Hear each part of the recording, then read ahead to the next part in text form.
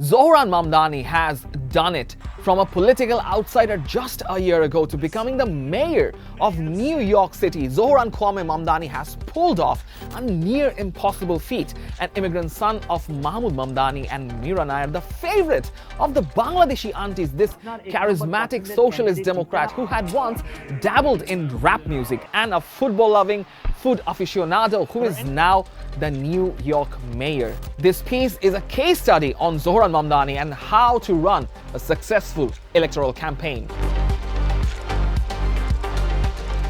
First, the absolute core. What do you build your campaign on? The first and foremost thing that Mamdani did was to address the real problem, and for the New Yorkers, it's the living cost. So how did Mamdani address this? If you visit his website, that is zohranfornyc.com/platform, the first text it shows in bold blue on the site's bright ember background is, "New York is too expensive. Zohran will lower costs and make life easier." His viral videos on social media hits have included this one simple message: if he wins, the rent will go down. And how did he deliver his promise? Over 50,000 enthusiastic volunteers went door to door canvassing as part of Zohran's extensive and massive ground game. These local volunteers engaged with the public about the issues central to his campaign and to the working class of New York. And the message was very clear: freeze the rent, provide free and fast public buses and free childcare, and implement a 1% wealth tax on the wealthiest 1% of New Yorkers. Zohran ran his operation on socials, but most importantly, reaching New Yorkers through the traditional phones, which snowballed into a widespread discourse on the campaign through both social and traditional media.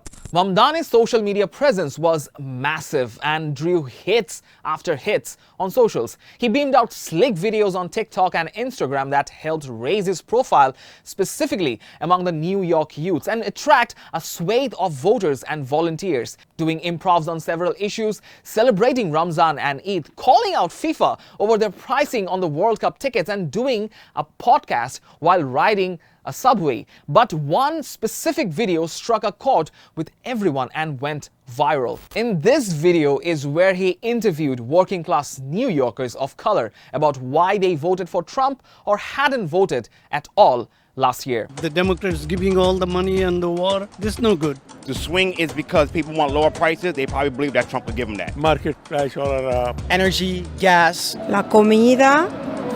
Andrew Epstein, Mamdani's communication director, did an interview with CNN explaining how they cracked the code for designing campaigns that ultimately took over the socials. He said their style of doing these campaigns resonated with a message and agenda that is directly relevant to people's lives. And he explained thoroughly how that video, that specific video where he asks the people of color whether they voted for Trump or not, became a breakthrough. Now, who were basically in charge of Mamdani's campaign? Apart from his inner circle, family members, and his beloved wife, Rama Duaji, there were quite a few people. There is Zara Rahim, a pro-Palestinian communication specialist who helped Mamdani's cachet with the city's cool set. His communication director, as we said before, Andrew Epstein, was the campaign's creative director, working full-time with a team of video producers and editors who captured Mamdani's policy proposals in videos that received millions and millions of views on the social media.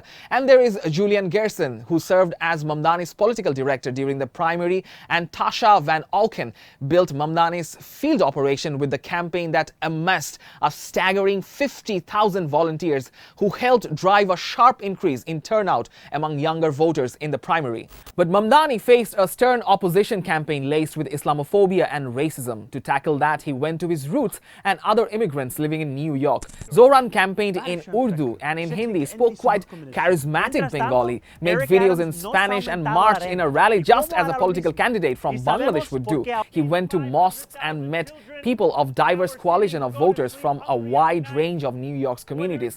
That includes the South Asian diaspora as well. His embrace of his Muslim faith, as well as the social democratic ideologies, his advocacy for Gaza and Palestinian rights, and his willingness to stand up for immigrants particularly resonated very, very well with the electorate. Even to the extent that his primary opposition, Andrew Cuomo, ended up mimicking his campaign style, which Andrew Epstein later called pathetic.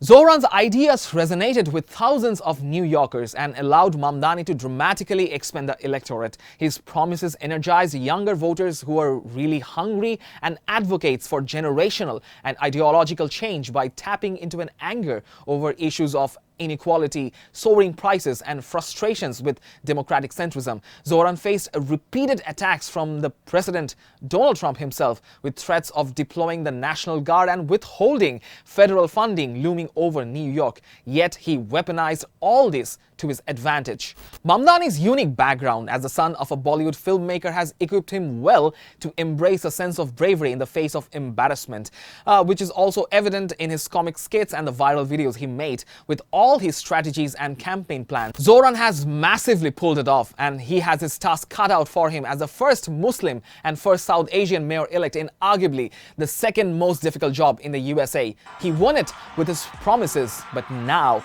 he has to fulfill them for his fellow New Yorkers. Comment your thoughts on the win of Zohran Mamdani and how he will do as the mayor of New York. And also do not forget to press the subscribe button on the dailystar.net's YouTube channel and follow the dailystar.net on Facebook as well.